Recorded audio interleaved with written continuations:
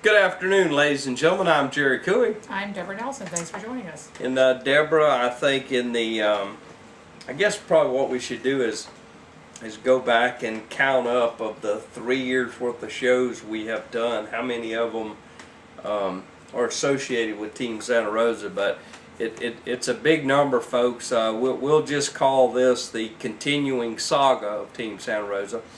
We've got a little "I told you" so throw in there as well. Yeah, as we told you on the last show, there was an upcoming meeting. The Board of County Commissioners wanted to have 2 meetings. There was one meeting at 9 a.m. on October the 6th. There was one meeting at 6 p.m. on October the 6th, and specifically to discuss issues surrounding Team Santa Rosa. Now, what it turned into, at least the beginning portion, was Team Santa Rosa in a defensive position, defending what they felt they had accomplished. One of the folks that spoke at this meeting, I think, really said something that was very smart. He stated that, why do we spend all of our time trying to defend what they do? How come Team Santa Rosa is never looking to the future? And I certainly agree with those comments. That was kind of surprising to me. I thought it at least would have been a little bit different than it turned out to be. Well, what interested me was between the time that they got a lot piled on them at a prior county commission meeting. That was the meeting where I asked how many jobs they had created in the last 8 years, and they had no answer. Between that time, which was 2 weeks prior, and this meeting, we seem to have had an annual report materialize. Folks, it looks like an expensive one. You know, and look, I can't say this enough, and it's nothing personal towards Team Santa Rosa. This is simply a matter of observation. And Deborah has observed the same thing. Anytime there's nobody has a question about Team Santa Rosa, we never hear anything out of them. Bob Cole was very quick to point out, Commissioner Salter said, well, you know, maybe we haven't been aggressive enough in making sure that Team Santa Rosa comes over here and tells us what they're doing. Yeah. And Bob Cole looked at him and said, well, I disagree, because the agenda at every county commission meeting, and has been the #1 item for years, the #1 item, folks, on the county agenda, month after month after month, is economic development. And Deborah and I both have sat through many meetings that when they get to economic development, Mr. Chairman, no comments today. Yeah. All right, now, again, for those of you who aren't aware of this, Team Santa Rosa has been under a contract for the last 3 years. That contract specifically lays out, you will give job numbers, you will give an annual report, you will, it has a whole gambit of things, simply asking for accountability. I mean, I don't know where it became distasteful in American society that accountability is a bad word, but it's become a bad word with me, folks. Accountability is the whole key here. I mean, rough numbers since 2000, early 2000, Team Santa Rosa, and mind you that Cindy Anderson has been the director for the last 9 years. When you look at salaries, benefits, advertising, land purchases that were recommended by Team Santa Rosa, and a few other categories. And millions in grant dollars that came through them. In grant dollars, we are well over $20 million that's been spent at Team Santa Rosa.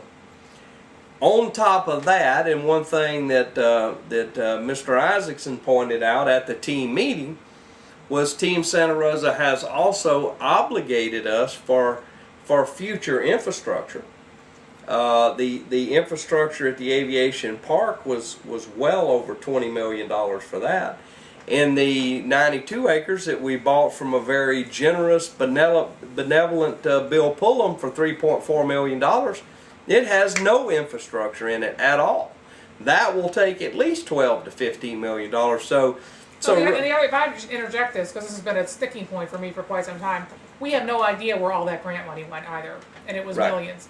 I know they have agriculture programs that they've apparently doled money out to various selected people. We don't know how much. We don't know where it went. Well, I do know where some of the federal grant dollars went. Yeah.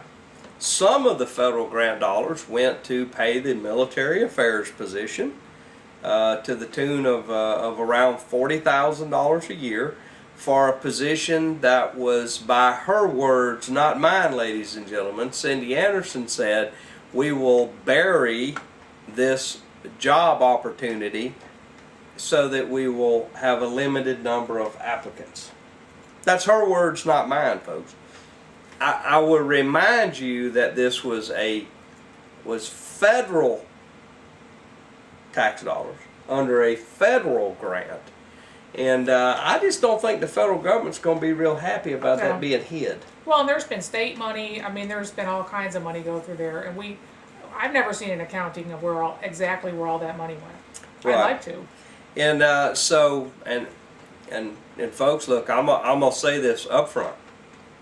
It's America, and if you are so moved to show up at a meeting and stand and pick a side, it's America, and God bless you. And I'm glad I live in there. I'm glad I live in America for those reasons. But I would like to point out a couple things. Team Santa Rosa has received 3 subpoenas from the FBI.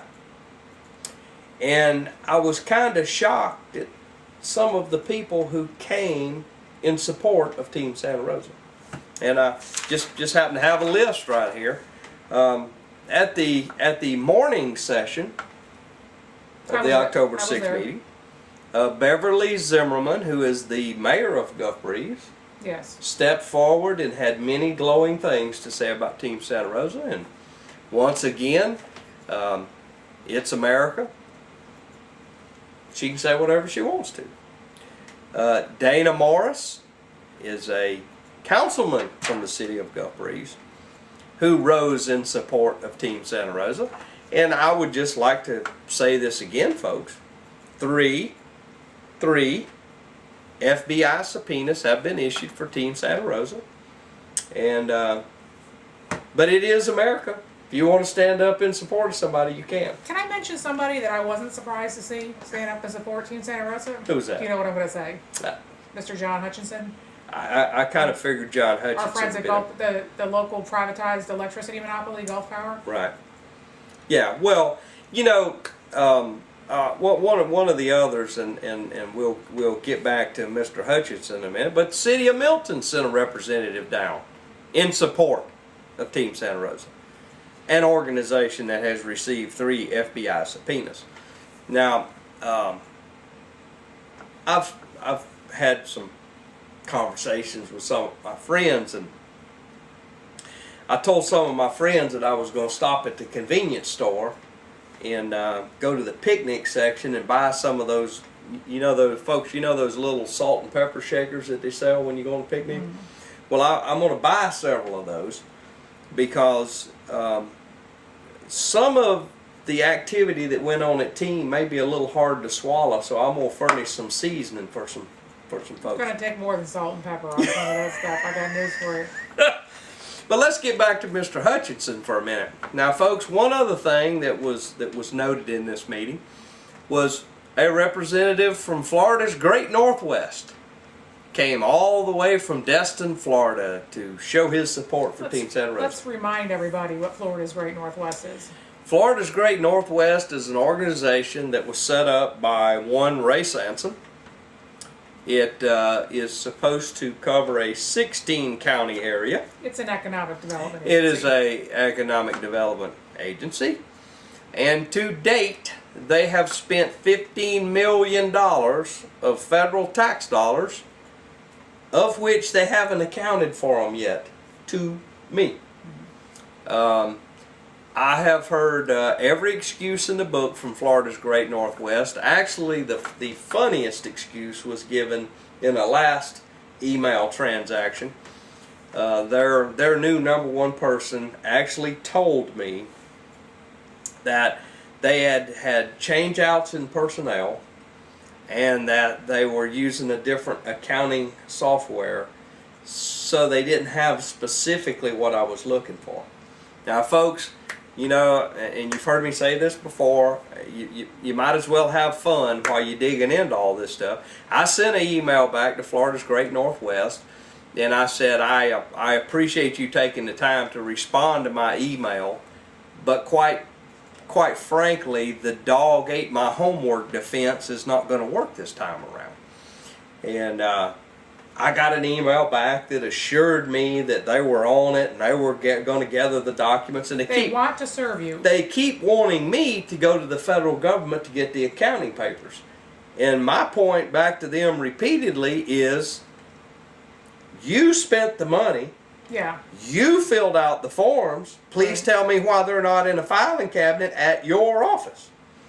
And but they were kind enough to take time to come to Santa Rosa County and stand in defense of Cindy Anderson.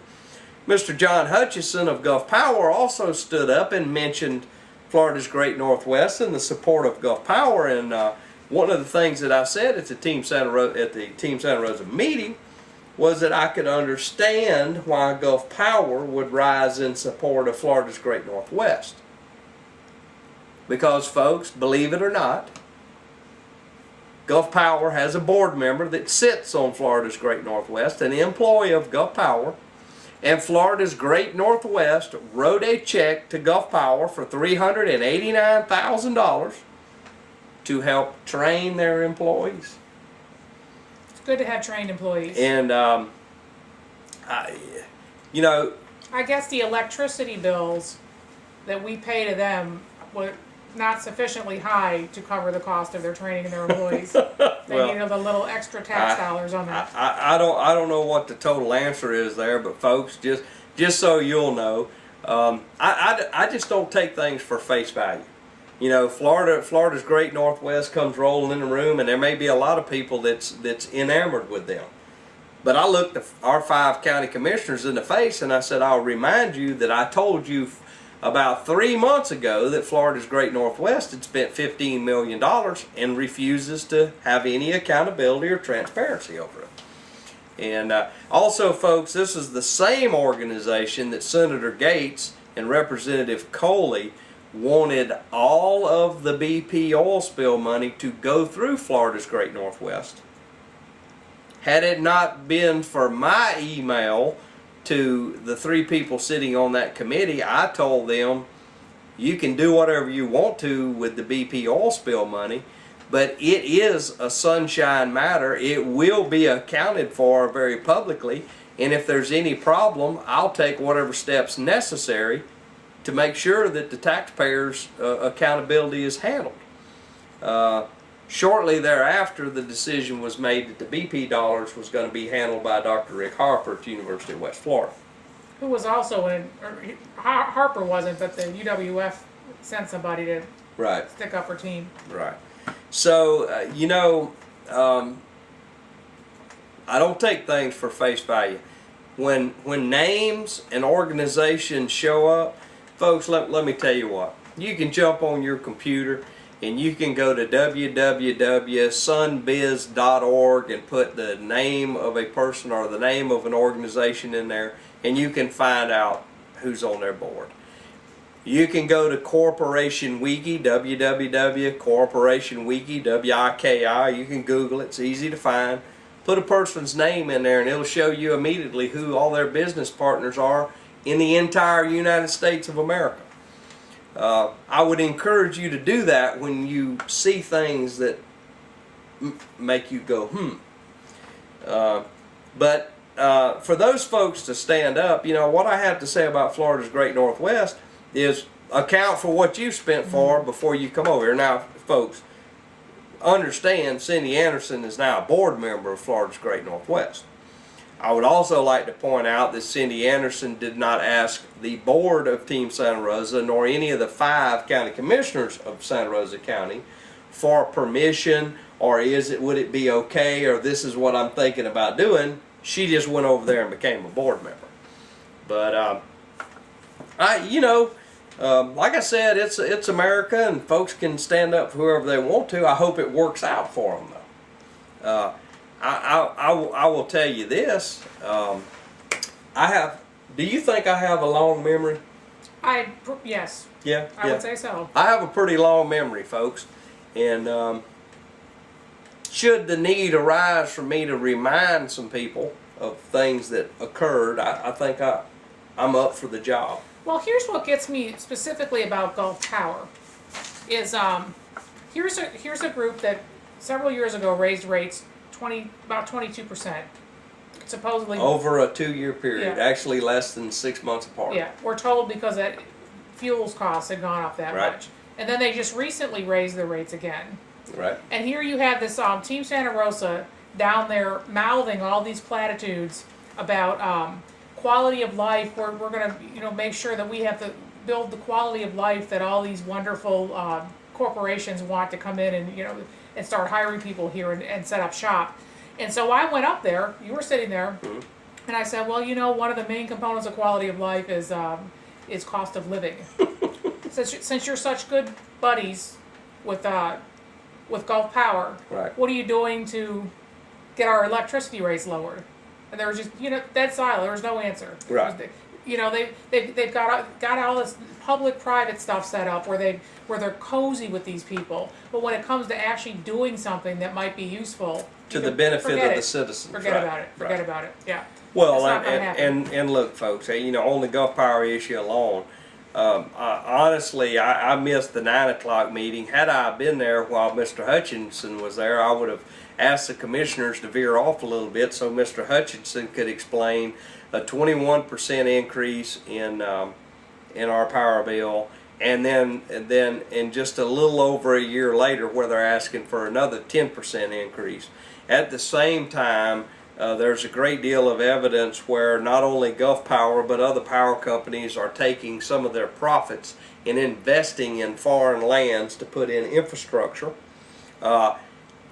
Here's my 2 cents worth, folks. Power companies were granted franchises to keep power rates as low as possible for their customers, period, end of story. And as I have said before on this show, the Public Services Commission, which oversees every franchisee rate, whether it be water, sewer, power, whatever, gas, natural gas, they're not allowed by law to look at the books. And I just think it's absolutely wasted meeting time if the organization that oversees a franchisee, if they can't look at the books, what are they voting on? Yeah. Now, so far, folks, the Public Services Commission granted Gulf Power a 21% increase. They've granted them a temporary 4% increase, and if there's not a serious mind change in just another month or so, they're going to give them the other 6%. Yeah, I mean, it's a rubber stamp agency. There's never Right. been any kind of serious opposition to any of those rate increases by any of those companies, to my knowledge. But so far they've gotten away with that. But Team Santa Rosa is not getting away with that kind of stuff now. They're being questioned. It's not just Deborah and Jerry questioning Team Santa Rosa. It's not just 3 or 4 or 5 citizens. The Board of County Commissioners have expressed, I'd say, grave concerns over how things are going over there. Some of them have. And actually at this meeting, one of the things that has been my belief forever is that new employees are needed at Team Santa Rosa, and that the name needs to be changed. Well, I'll tell you, and I've told you this before, my concern now is, there's so much light now on Team Santa Rosa. It's like a shell game, where they're going to shift the activities over, and you're going to have to figure out which rock to look under next to see where the money's going. My guess is that's why we've seen a sudden, in the last couple of years, emergence of Florida's Great Northwest. Right. This is a regional entity. There's no specific county commission or city council that you can pin down and They're blame. just a nebulous kind of tornado that floats around. There's no political authority or responsibility that you can blame when the money, is not accounted for with Florida's Great Northwest. And my concern is we're going to see a shift of money going up in that direction. And they still claim that they're not subject to sunshine law. And I think the team's going to probably peter out a little bit.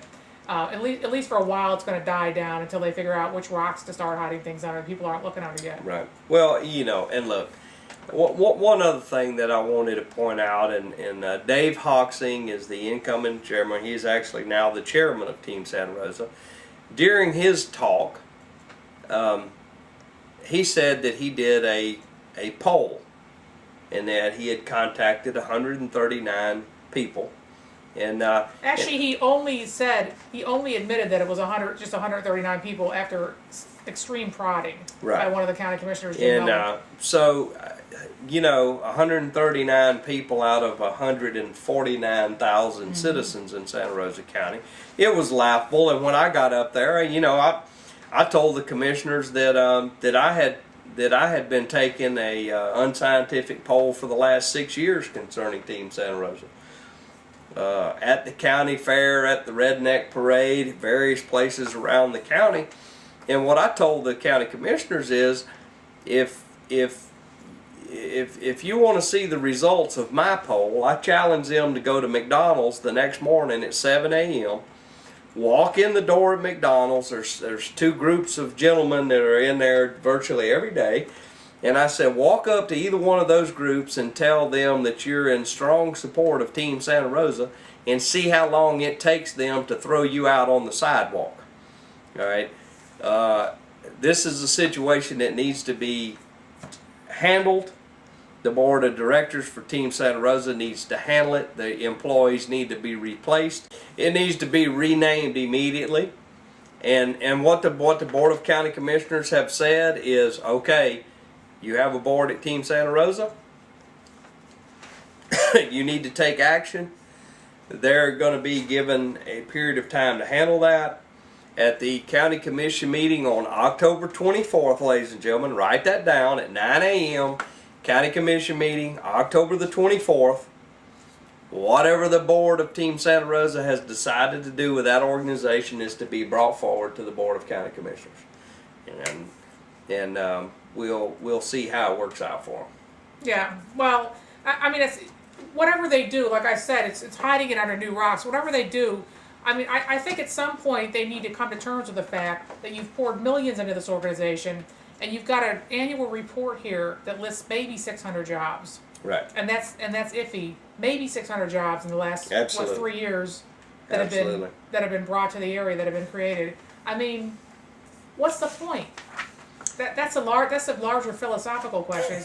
Really, is why even pour any more money at all? Well, why are my tax dollars funding something that's a constant irritant, and we're having very negative discussions constantly throughout the county over this organization? There's a problem there. Eliminate the employees, change the name of it, start fresh. Let's move on. Obviously, I'm not the only one who disagrees with what's going on at Team Santa Rosa. Okay, folks, a couple items. We've got about 3 minutes left in the show. We have discussed in Crestview, Florida, the city of Crestview, there was a series of emails that was collected by a radio station in Crestview, Florida. The Northwest Florida Daily News, Tom McLaughlin, has written about this story. Those emails in question, I won't say I'm an expert at it, but I'm getting pretty good at being able to spot sunshine law violations. I've looked at a few of those emails, and some other folks who are experts have looked at those emails. And there's a great many of them that appear to cross the line in violating the Sunshine Law. Those emails have been given to the state attorney's office, and a formal complaint has been lodged over those.